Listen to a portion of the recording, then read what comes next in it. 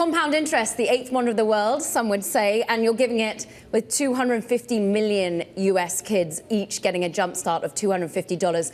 Why is this the right act of philanthropy for you? Well, our foundation has been focused on children since the beginning. And when this Invest America Act was passed earlier this year, we saw it as a platform for companies and families and communities and philanthropists to contribute to these accounts. And as you probably know, the government is giving $1,000 to every newborn in an account that will essentially go in the S&P 500 and compound over time. And when the child's 18, it becomes like an IRA. It can be used for education, to start a business, to start a family, for continued savings, to buy a home. And so what Susan and I wanted to do was help out some of the kids that weren't included in the government program. And so the kids that are 10 and under that live in zip codes where the median income is $150,000 or less, that aren't in the government program, so think ages 2 to 10, we're going to give 25 million of those children $250 each in their account. And we hope that this inspires them and gives them hope and opportunity and prosperity. I've spoken with a number of other philanthropists. I believe you'll see some other significant gifts, and we know many companies are going to match the government's contribution, as Dell Technologies is certainly doing, and a number of companies have already announced. So we're super excited about what this can become over time as these accounts grow to be something significant. Tell us about that. Tell us about how you are calling on companies like you to match what many are calling the Trump accounts, but also will those match what you're now doing for 2 to 10-year-olds, maybe 10-year-olds and above? Have you fielded many calls? Well, we just announced this morning. I did speak with a number of philanthropists in the weeks leading up to our announcement, and well, I won't speak for them. We'll let them make their own announcements, and they could be designed in a different way. I think you'll see some people adopting particular states or particular communities. And in fact, we started with the idea of doing this only in the state of Texas, but then we decided to do it nationally. So there can be many varieties and alternatives here, but we do think that this will be catalytic, and that more philanthropists and companies will join us over time. And again, this is a platform for the future of these children. Is it a platform for more giving from philanthropies or from billionaires such as yourself via government? It's extraordinary sort of turn of events that here you working directly with the Treasury, Michael. We've also seen Timothy Mellon at one point offering to help cover the costs of US troops during the government shutdown. Will more people be pushed and think it's right to work through the federal government? Well, I would say we're not working through the federal government. we are giving $250 directly to 25 million children. And this is being executed. I think we've just had a technology issue there. But Michael, this is being executed by the Treasury. When you think about how the process has been, you hope that it's, I understand, going to be seamless, process is going to be swift. How quickly do you think it'll be in the hands of those children? And indeed, will it be in alignment with the Trump accounts, so July of next year? Yeah, so on July 4th, or I think 5th, actually, because the 4th is a holiday, of next year, every parent will be able to claim the account for their child that's 18 and under.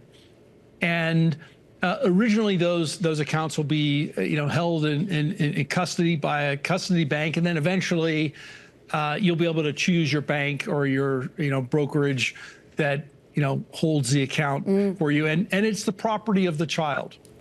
What banks, what asset managers have you been talking to? How do you think, from an infrastructure perspective, this would work, Michael?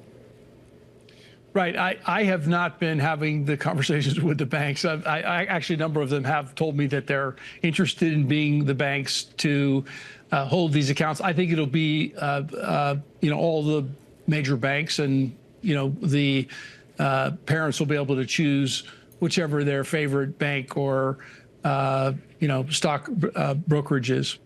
What's so interesting is this has bipartisan support, as we understand, from letters being written just yesterday, asking Cory Booker as well as Ted Cruz, asking those to come alongside you, for corporates to invest alongside. That's right. I spoke with Senator Booker last night about this. I spoke with Senator Cruz about this earlier today. And there is completely bipartisan support for this idea. It's not a political initiative. This is about investing in children, and we think that's the smartest investment that we can make. Michael, why do you think it wasn't picked up earlier than this? Since 2021, shout out to Brad Gerstner, it is almost his idea, this initiative. Why did it take this administration this time? Well, it's a great question. Brad did tell me about this in 2021. We talked to the prior administration about it. I think it's hard to get legislative action like this done, but now it's the law. And so here we are.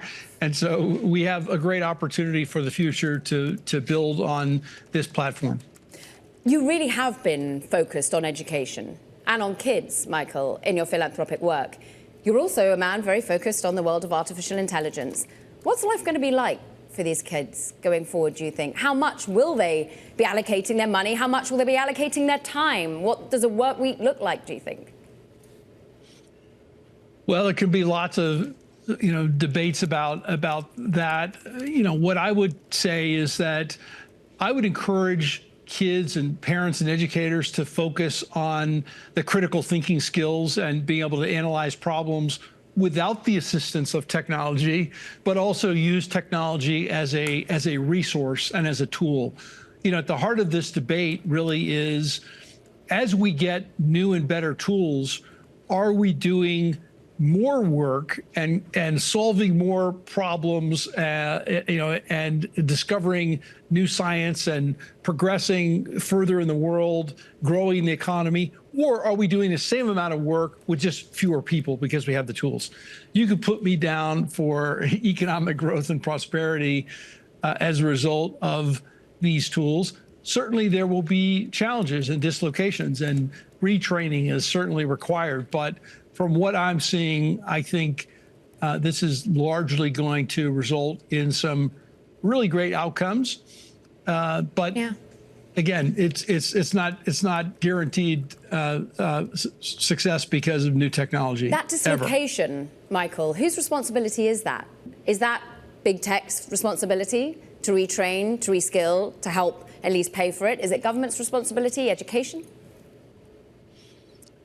I think it's a collective responsibility that we all have. I think every company has to reskill its workforce. I think the education system has to adapt and build the new skills and capabilities. And, there's a role for all of us to play in that.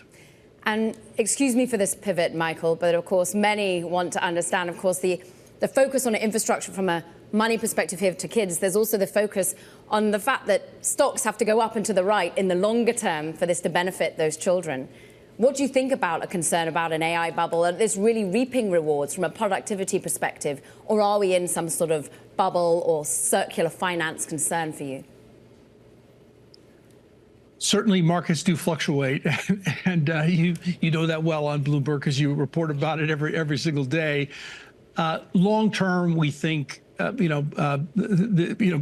investing these accounts in the S&P 500 is a very good way to compound over time for these children. When I look at what's going on today in the enormous build out in AI, what I see is a lot more demand than supply for the ingredients. And certainly, in our business and many of the companies in this enormous build out, business is very good because there's enormous demand for what these models are creating, which effectively is intelligence. And if you now have a tool that causes everyone in your company to have 15 more IQ points in their daily work, well, that's something you probably want as much as you can get.